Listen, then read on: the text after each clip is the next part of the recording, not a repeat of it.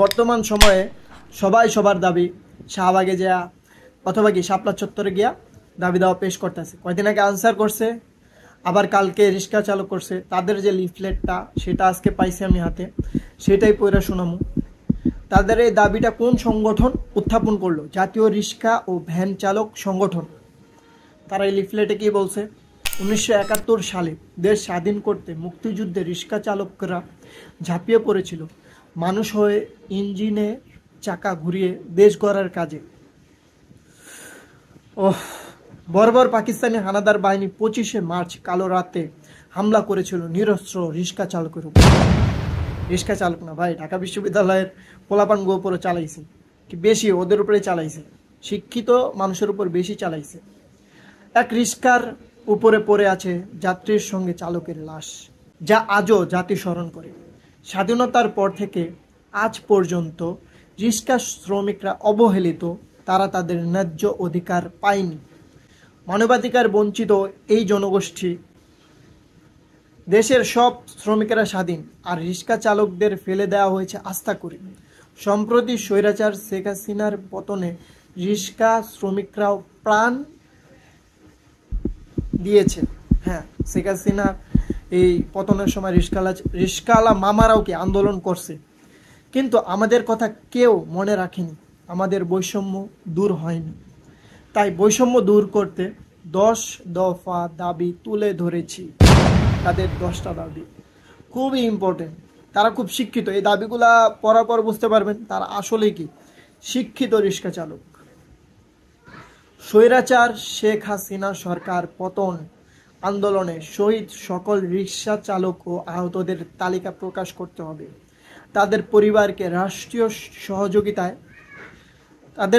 রাষ্ট্রীয় সহযোগিতার আওতায় আনতে হবে।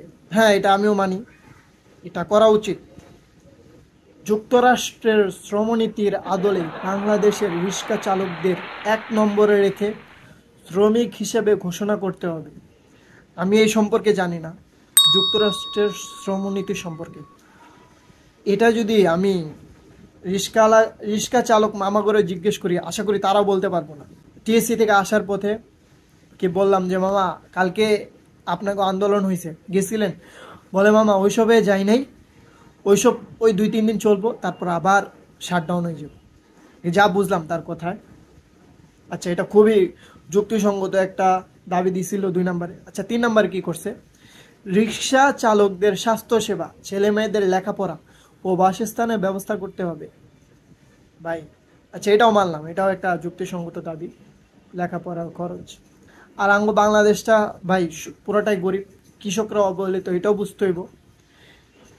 4 নম্বর দাবি, এই সেক্টরে অনুপ্রবেশ বন্ধ করতে হবে ও কর্মের সময়সীমা নির্ধারণ করতে হবে। আচ্ছা, এই সেক্টরে যদি অনুপ্রবেশ বন্ধ করি তাহলে তুঙ্গ ফায়দা কি? আর কর্মের সময়সীমা যদি নির্ধারণ করি তাহলে তোমরা কি মামা সরকারি চাকরি চাও? তুঙ্গ যদি কর্মের সময়সীমা নির্ধারণ করা হয় 8 ঘন্টা, তে তোমরা 8 ঘন্টায় যদি তোমরা টাকা কামাও, অনেক রিক্সাওয়ালা তো 12 ঘন্টা কাজ করে 2000 টাকা কামায়, আর যেগুলো 4 ঘন্টা কাম করে। তোমরা তো প্রোডাকশনে প্যাডেল মারো, তোমার প্যাডেলে টাকা। তোমরা এই দাবি কেমনে করলো? এই দাবি বুঝলাম না। এই দাবি আমার মাথার উপরে দিয়ে গেছে। যেমন স্যারে মাঝে মধ্যে ম্যাথ করানোর সময় পড়ায় যে কপালটা না ঢুকা মাথা উপরে দেওয়া যায়, এই দাবিটা, আর এটা রিক্সাওয়ালা মামাকে দাবি হইতে পারে না, এমন দাবি তারা জীবনও করবো না। এই সেক্টরে অনুপ্রবেশ বন্ধ করতে হবে ও কর্মের সময়সীমা নির্ধারণ করতে হবে। কর্মের সময়সীমা যদি নির্ধারণ করি তাহলে কোনো লাভই হইব না, কোনো ফায়দা হইব না। আল্লাহ, বয়স্ক চালকদের দ্রুত পুনর্বাসনের আওতায় আনতে হবে। আচ্ছা, এটা আনতে হইব, কারণ অনেক বয়স্ক রিক্সা চালক আছে, ওনারা খুব নিরুপায়, নিরীহ মানুষ, হেল্পলেস। 6 নম্বর দাবি, প্রত্যেক রাস্তার মোড়ে রিক্সা চালকদের জন্য পার্কিং ও বিশ্রামাগারের ব্যবস্থা করতে হবে। বর্তমানে যারা সাধারণ মানুষ আছি, অবৈধ বিশ্রামের জায়গা নেই, রিক্সা চালকের বিশ্রামের জায়গা। হ্যাঁ, আর তোমরা যে কাজগুলা করো, হ্যাঁ, রাস্তাঘাটে যেখানে সেখানে আকাজ করে শুয়ে দাও, পরিবেশ নষ্ট করো। 6 নাম্বার দাবি, এটা শেষ। 7 নাম্বার দাবি, ট্রাফিক পুলিশ দ্বারা শারীরিক নির্যাতন বন্ধ করতে হবে। শারীরিক নির্যাতন বন্ধ করতে হবে। কেউ যদি কোনো ট্রাফিক পুলিশ যদি তোমার গায়ে হাত দেয়, তাহলে এটা বন্ধ করা উচিত। শপিং মল ও বাজারের দারোয়ানদের অশ্লীল আচরণ বন্ধ করতে হবে। এই দাবি তো সরকার আচ্ছা, এই দাবি সম্পর্কে উল্টাপাল্টা বইলা লাভ নাই। এটা তোমরা অনেকে বাজে ব্যবহার শিকার হও, এটা তোমরা প্রতিরোধ গড়ে তুলবা। যখন তোমাদের একজনের সাথে কেউ খারাপ আচরণ করে, তাহলে তোমরা আরেকজনের ডাক দিবা। তোমরা 10 জন মিলে ওইখানে প্রতিরোধ গড়ে তুলবা, তোমরা প্রতিবাদ করবা। দাবি পূরণ না হওয়া পর্যন্ত অটো রিক্সা আগের নির্ধারিত এলাকায় চলবে। যদি মহল্লা ভিত্তিক অটো রিক্সা চলে, তাহলে রিক্সা চালকদের জন্য নির্ধারিত করতে হবে। বাবা, রাস্তার বাম পাশ ভালোভাবে মেরামত করতে হবে। আচ্ছা, স্বাধীন দেশ সংস্কার কাজে রিক্সা চালকদের সঙ্গে আলোচনা করতে হবে।